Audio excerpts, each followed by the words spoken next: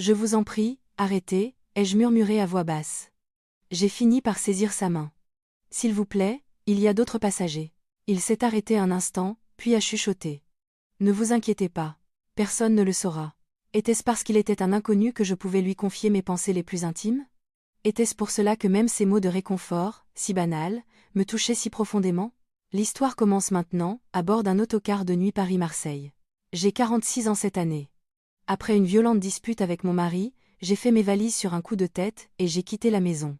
Je savais que mon mariage se vidait de sa substance, mais les jours aussi insupportables qu'aujourd'hui étaient rares. J'ai allumé mon téléphone et sans hésiter, j'ai réservé un billet pour le bus de nuit vers Marseille. Le chemin vers ma ville natale, vers la maison de mes parents. Je voulais juste me reposer un peu, juste un peu. Me parlant à moi-même, je me suis dirigée vers la gare routière. Il était plus de 22 heures. L'autocar pour Marseille était déjà plongé dans la pénombre. Je me suis assise à la place 28. Je pensais que le siège à côté de moi était vide, mais un homme est bientôt arrivé et l'a occupé. J'ai senti une présence étrangère. C'était un homme à l'allure distinguée, qui semblait avoir la cinquantaine bien entamée. Je ne voulais pas y prêter attention. Je voulais simplement fermer les yeux et apaiser ce vide dans mon cœur. Le moteur a grondé et le bus s'est mis en route. À travers la vitre sombre, les lumières défilaient une à une. J'ai appuyé ma tête contre la fenêtre et j'ai fermé les yeux. Je voulais dormir, tranquillement, sans être dérangée. Environ 30 minutes s'étaient-elles écoulées? Je ne dormais pas profondément, je somnolais. C'est alors que j'ai senti un contact étrange. La main de quelqu'un venait de se poser sur ma cuisse. Mon cœur s'est serré. Non, ce n'est pas possible, ai-je pensé. Les yeux fermés, j'ai retenu mon souffle. Mais le contact était indubitable. Une sensation légère, un effleurement, puis une pression délicate. J'ai sursauté et changé de position. La main s'est arrêtée un instant. Mais je l'ai bientôt sentie de nouveau. C'était sans aucun doute la main de l'homme à côté de moi. « Qu'est-ce que vous faites » ai-je chuchoté. Pour toute réponse, il a discrètement retiré sa main. Mais même à ce moment-là, une étrange tension persistait. Mon cœur battait à tout rompre. J'aurais dû être en colère, mais étrangement, un sentiment complexe de solitude et de vide m'a envahi. J'ai de nouveau regardé par la fenêtre et fermé les yeux. Mais le sommeil ne venait plus. J'avais le pressentiment qu'une histoire inattendue pourrait commencer cette nuit, dans ce bus. L'intérieur de l'autocar était toujours sombre. Du siège de devant, on entendait de légers ronflements, et de loin, à l'arrière, la musique s'échappant d'écouteurs était à peine audible. Je regardais par la fenêtre, essayant de calmer les battements de mon cœur. Mon voisin était silencieux, mais sa chaleur me semblait étrangement intense. Était-ce une simple erreur, tout à l'heure? Me demandais-je, mais mon cœur était rempli d'anxiété. 30 autres minutes passèrent.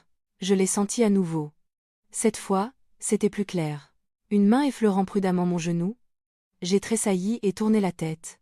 Nos regards se sont croisés. Son expression semblait indifférente, mais dans la faible lumière, ses yeux brûlaient d'une étrange lueur. « Je vous en prie, arrêtez » ai-je murmuré. Il n'a pas répondu, se contentant de retirer légèrement sa main. Mais quelques minutes plus tard, cette main est revenue, glissant sur la couverture. Je me sentais suffoquée. Le besoin de le repousser et une étrange attirance se heurtaient en moi. Les yeux fermés, je me suis mordu violemment la lèvre. C'est de la folie. Absolument pas. Pourtant, mon corps se raidissait de plus en plus. Mon souffle tremblant s'infiltrait dans ma poitrine. Le bus vibrait en roulant sur l'autoroute. Ces vibrations semblaient secouer mon âme. La main de l'homme s'est faite plus insistante. Elle montait et descendait le long de ma cuisse. J'ai fini par saisir sa main. « S'il vous plaît, il y a d'autres passagers. » Il s'est arrêté un instant, puis a chuchoté, « Ne vous inquiétez pas. Personne ne le saura. » Cette simple phrase m'a glacé le sang. Tout en sachant le danger, ces mots m'ont étrangement désarmé. Incapable de repousser sa main, j'ai tourné la tête vers la fenêtre. Le ciel nocturne, les lumières qui défilent. À l'intérieur, mon esprit était de plus en plus confus. Solitude, peur et une excitation inexplicable. Tout se mélangeait. À cet instant, j'ai compris. Si cela continuait, un moment plus intense, encore arriverait bientôt. Le bus continuait de fendre l'obscurité. Les lumières de l'autoroute défilaient, je gardais les yeux fermés de force, mais mon esprit n'était plus en paix. Je sentais le souffle de mon voisin très près. Chaque fois que nos coudes se frôlaient ou que nos jambes se touchaient légèrement, mon cœur ratait un battement. Sous la couverture, sa main s'approchait prudemment. Au début, j'avais voulu croire à un contact accidentel, mais c'était maintenant un mouvement clairement intentionnel. « Non, vous ne devriez pas faire ça », ai-je chuchoté en attrapant sa main pour l'arrêter. Il s'est arrêté un instant. Mais son regard ne semblait pas prêt à abandonner. « C'est bon. Personne ne regarde. Sa voix était basse et étrangement ferme. Je me suis mordu la lèvre en regardant dehors. Devrais-je demander à changer de place? Mais je ne pouvais rien faire. Le simple fait de bouger risquerait d'attirer encore plus l'attention. Sa main s'est de nouveau posée sur la mienne. Sa chaleur, ni froide ni brûlante, a étrangement fait vaciller mon cœur. Je n'ai pas pu le repousser. À la place, j'ai tiré la couverture plus haut pour nous cacher. À cet instant, sous la couverture, ses gestes sont devenus un peu plus audacieux. La main qui s'attardait sur ma cuisse a commencé à se déplacer doucement de haut en bas, raccourcissant mon souffle. J'avais peur que les autres passagers entendent les battements de mon cœur. J'ai tourné la tête et murmuré d'une petite voix, « S'il vous plaît, soyez discret. Il ne faut pas que quelqu'un nous voie. » Il a souri et a répondu très brièvement, « Je sais. C'est pour ça que je serai encore plus prudent. » Ces mots ont étrangement résonné en moi. Tout en sachant que la situation était mauvaise, une étrange vibration a commencé à naître en moi. J'essayais de l'ignorer, mais mon corps était déjà conscient de son contact. J'ai fermé les yeux et retenu mon souffle. Sous la couverture, une chaleur silencieuse mais distincte se propageait. Le bus était toujours calme. Dehors, seuls les lampadaires défilaient. Du siège de devant, on entendait quelqu'un ronfler légèrement, et de l'arrière, seule une musique douce filtrait. Je serrais fermement la couverture. Mais ce qui se passait en dessous ne pouvait plus être arrêté. La main de mon voisin est allée plus loin. La main qui frôlait ma cuisse a recommencé à monter et descendre prudemment. J'ai fermé les yeux et avalé ma salive. Mon cœur battait à tout rompre. « S'il vous plaît, il ne faut pas qu'on nous surprenne. » Ai-je murmuré d'une voix tremblante. Il a répondu à voix basse, « Ne vous inquiétez pas. Personne ne le saura. » À cet instant, le monde sous la couverture est devenu complètement différent du reste du bus. Le bruit du moteur, le siège qui vibrait. Ces légères secousses nous stimulaient encore plus. J'ai serré les dents pour réprimer un petit gémissement. Mes épaules tremblaient, alors il s'est penché encore plus près. « Doucement. Doucement. » Ai-je de nouveau murmuré, mais ma voix n'avait déjà plus aucune conviction. Son souffle a atteint mon oreille. Chaud et grave, il m'entraînait dans un abîme plus profond.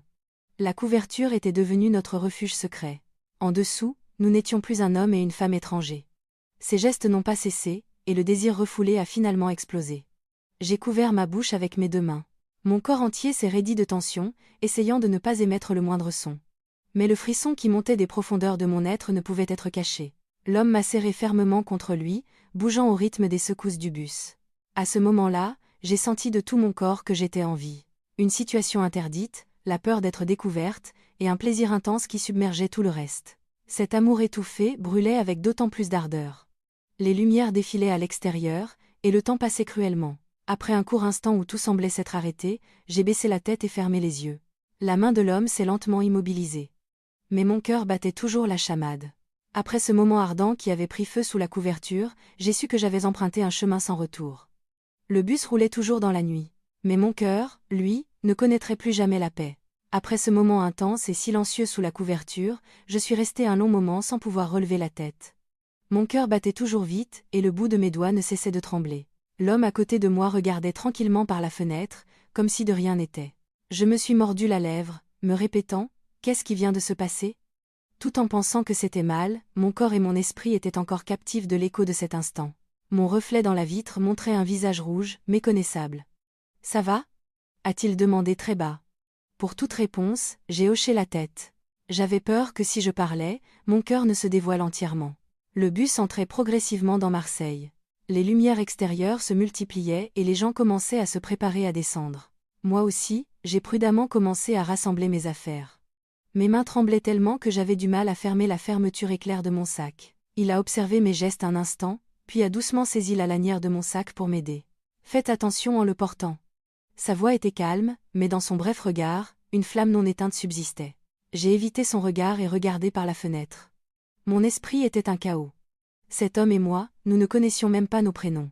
Mais en l'espace d'une nuit, nous partagions un secret qui ne pourrait jamais être effacé. Le bus est finalement arrivé à la gare Saint-Charles. Les gens se sont levés en masse, et les passagers réveillés se sont frottés les yeux avant de descendre. J'allais me lever à mon tour. À ce moment, sa main a légèrement effleuré le dos de la mienne. « J'espère que vous avez passé une bonne nuit. » Sa voix était basse et sincère, incapable de croiser son regard, j'ai simplement hoché la tête. Ainsi, sans un mot de plus, nous avons suivi nos chemins respectifs. Mais dans ma poitrine, un tremblement inconnu ne s'arrêtait pas. Est-ce que cela pouvait vraiment se terminer comme une simple anecdote de bus ? L'air de l'aube marseillaise était frais, mais à l'intérieur, je brûlais encore. L'air de l'aube à Marseille était bien plus frais que celui de Paris. En descendant du bus qui avait roulé toute la nuit, la brise marine qui caressait mes joues semblait me réveiller. J'ai serré mon sac et me suis dirigée directement vers la maison. Le quartier de mes parents n'était qu'à un court trajet en taxi, mais j'ai délibérément choisi de marcher lentement pour respirer l'air. C'est fini. Oublions tout. Je me le suis répété un nombre incalculable de fois en marchant. Ce qui s'était passé la nuit dernière n'était qu'une impulsion passagère. Mais un coin de mon cœur restait secoué. Sa voix basse, son regard brûlant, et le frisson sous la couverture ne cessaient de me revenir à l'esprit. Je passais devant un café près de la maison de mes parents. Mon regard s'est soudainement figé. Là, assis, se trouvait l'homme de la nuit dernière. Il tenait une tasse de café et regardait par la fenêtre quand nos yeux se sont croisés. J'ai eu l'impression que mon souffle se coupait. Je suis restée pétrifiée, serrant simplement mon sac. Lui aussi avait l'air surpris. Mais il a bientôt souri et s'est levé.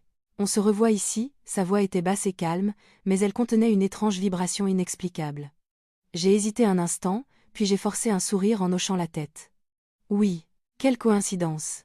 L'air du café m'a soudain semblé plus froid. Mais mon cœur, lui, battait avec ardeur. Un café, peut être dans cette immense ville de Marseille, se retrouver ainsi. Ce serait dommage de se quitter comme ça. Je savais que je devais refuser, mais mes lèvres ont bougé contre ma volonté. D'accord. Juste un instant. C'est ainsi que je suis entrée dans le café. Une petite table, 2 tasses de café. La tension de la nuit dernière a de nouveau enveloppé l'espace entre nous. Après un court silence, il a parlé le premier. Honnêtement, je ne pensais pas vous revoir. J'ai répondu en tapotant ma tasse avec mes doigts. Moi non plus. La nuit dernière me semble irréelle, comme un rêve. Il a plissé les yeux en me regardant. Un rêve, dites-vous? Le regrettez-vous? Je ne pouvais pas répondre facilement à cette question. Je me suis mordu la lèvre et j'ai tourné mon regard vers la fenêtre. La bonne réponse aurait été de dire que je regrettais. Mais au plus profond de mon cœur, ce moment était encore si vif. Et j'ai su. Cette coïncidence n'allait pas s'arrêter là. Le petit café était rempli du calme du petit matin. Le bruit de la machine à café et une douce musique de jazz emplissaient l'espace. J'ai entouré ma tasse de mes mains, fixant la vapeur qui s'en échappait.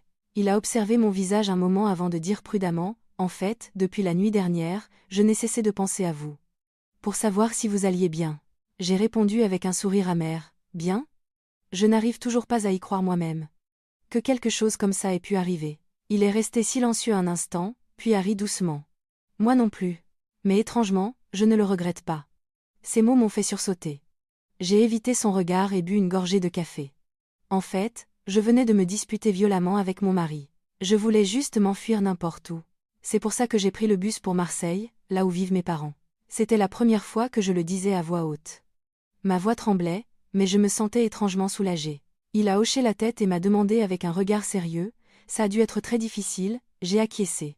Autrefois, j'ai eu le sentiment d'être aimée, mais maintenant, j'ai l'impression d'être un meuble posé dans la maison. En terminant ma phrase, mes yeux se sont embués. Il a délicatement posé sa main sur le dos de la mienne. C'est un peu pareil pour moi. Je vis seule, et même quand j'allume les lumières chez moi, le plus dur est de n'avoir personne à qui parler. Sa voix était calme, mais la solitude qu'elle contenait était palpable. Je n'ai pas retiré ma main. Sa chaleur me semblait étrangement réconfortante. On est ridicule, n'est-ce pas? Des inconnus qui se confient l'un à l'autre comme ça. À mes mots, il a souri doucement. C'est être plus facile parce que nous sommes des inconnus. On connaît les blessures de l'autre sans avoir à en porter la responsabilité. Ces mots sonnaient comme une vérité dangereuse. Pourtant, je hochais la tête. C'était une brève conversation, mais nous semblions déjà avoir reconnu le vide de l'autre. Dehors, le jour se levait, mais entre nous deux dans le café, une autre nuit semblait s'installer. À cet instant, j'ai su que cette rencontre ne serait pas une simple coïncidence. L'aube à Marseille a rapidement fait place au jour, mais lorsque le soir est tombé, j'ai étrangement eu envie de le revoir. Il devait ressentir la même chose, car en début de soirée, j'ai reçu un message de sa part. Une petite promenade au bord de la mer, ça vous dit? J'ai hésité, mais mes doigts avaient déjà tapé, d'accord. C'est ainsi que nous nous sommes retrouvés côte à côte sur la plage du Prado. Le vent du soir soufflait, ébouriffant mes cheveux, et les vagues venaient mourir doucement sur le sable. Contrairement au paysage animé de la journée, la mer nocturne était plus calme et sereine. Nous avons marché longtemps en silence. Ce silence n'était étrangement pas inconfortable. J'ai parlé la première. Je venais souvent ici, avant. Avant de me marier, le simple bruit des vagues me faisait frissonner. Il m'a regardé et a dit « Et maintenant, ressentez-vous à nouveau ce frisson ?» Je me suis arrêtée pour regarder la mer onduler. Un peu, je crois. Ma voix s'est perdue dans le vent, mais il a semblé l'entendre et a hoché la tête. Alors que nous étions arrêtés, sa main a légèrement frôlé la mienne. Mon cœur a fait un bond. J'ai instinctivement voulu retirer ma main, mais je ne l'ai finalement pas fait. Sa main a lentement enveloppé la mienne. Dans l'air froid de la nuit, sa chaleur s'est faite plus intense. Nous nous sommes regardés un instant. Puis, sans un mot, il m'a prise dans ses bras. Le vent marin soufflait fort, mais son étreinte était chaude et solide. J'ai fermé les yeux. Toutes sortes d'émotions ont déferlé sur moi comme des vagues. La peur, l'excitation, et un étrange sentiment de soulagement. Je sais que c'est mal, ai-je murmuré doucement. Il a répondu à voix basse, près de mon oreille, je sais. Mais pour l'instant, j'ai juste besoin de ce moment. Ces mots ont fait monter les larmes à mes yeux. Cet homme inconnu serrait dans ses bras le vide que personne ne voyait en moi. Nous sommes restés longtemps ainsi, l'un dans les bras de l'autre. Le bruit des vagues de la mer nocturne semblait parler à notre place. À ce moment, j'ai su qu'un retour en arrière ne serait plus si facile. Après notre promenade sur la plage, sans même avoir besoin de le dire, nous partagions la même pensée. Il a demandé prudemment, « Allons-nous nous quitter comme ça ?» Pour toute réponse, je l'ai regardé. La solitude et le désir dans ses yeux ont fait s'effondrer mes défenses. « Juste pour cette nuit », ai-je murmuré. Il a hoché la tête et a pris doucement ma main. Nous sommes entrés dans un hôtel voisin. Quand la lumière de la chambre s'est allumée, cet espace inconnu nous a paradoxalement isolés davantage. J'ai expiré un souffle nerveux et posé mon sac. Il s'est approché doucement et a posé sa main sur mon épaule. Un contact ni chaud ni froid. Ce simple toucher a suffi à faire battre mon cœur à tout rompre. « Ça va ?» Sa voix était basse et douce. Je n'ai pas répondu. À la place, j'ai fermé les yeux et accepté son contact. À cet instant, ses lèvres ont touché les miennes. Un baiser bref et prudent. Mais il contenait un désir refoulé pendant de longues années. Au début, j'ai tressailli, mais j'ai bientôt fermé les yeux et accepté son baiser. Nos souffles se sont mêlés, et nos corps se sont rapprochés peu à peu. Il a caressé mes cheveux et a lentement fait glisser ses doigts le long de ma joue. Dans ses bras, je me sentais comme si j'étais entrée dans un refuge longtemps attendu. Les vêtements ont glissé un par un. L'air de la chambre est devenu de plus en plus chaud. Nous ne parlions pas. Nous communiquions par nos regards et nos souffles. Au moment de nous allonger sur le lit, je n'ai plus opposé de résistance. Il m'a enveloppée avec prudence, mais ardeur. Comme s'il rattrapait une jeunesse perdue, il m'a aimé de tout son corps. J'ai fermé les yeux, sentant le monde entier s'éloigner, ne laissant que cet instant. Je ne sais pas combien de temps s'est écoulé. Seule la chaleur qui se propageait en moi comme un feu témoignait de tout. Des soupirs étouffés et des tremblements contenus emplissaient la pièce. Dehors, on entendait toujours le bruit des vagues. Mais pour nous, aucun son, aucun monde n'existait. Cette nuit-là, nous avons fait fondre notre solitude et nos blessures et avons passé notre première nuit ardente. Après cette nuit-là, je me suis réveillée avec un cœur étrangement léger. Je séjournais chez mes parents, mais mon esprit était entièrement occupé par la nuit passée avec lui. Je veux le revoir. Cette seule pensée a dominé ma journée. Nous nous sommes bientôt revus, dans un petit restaurant en bord de mer, ou dans une chambre d'hôtel, nous passions ensemble de brefs moments volés au temps. Il était toujours chaleureux et prévenant. Il me tenait fermement la main et écoutait attentivement mes histoires. À chaque instant de ce genre, j'avais l'impression de revivre. Cependant, une ombre de plus en plus lourde s'étendait sur une partie de mon cœur. Plus nos rencontres nocturnes s'approfondissaient, plus la question, est-ce vraiment la bonne chose à faire, ne me quittait plus. J'étais une femme mariée, il était seul, mais notre relation se trouvait finalement sur un chemin interdit. Allongée à côté de lui dans le lit, je lui ai demandé prudemment, « Ne regrettez-vous rien ? Le fait que nous nous voyions comme ça. » Il a regardé mon visage, puis a lentement secoué la tête.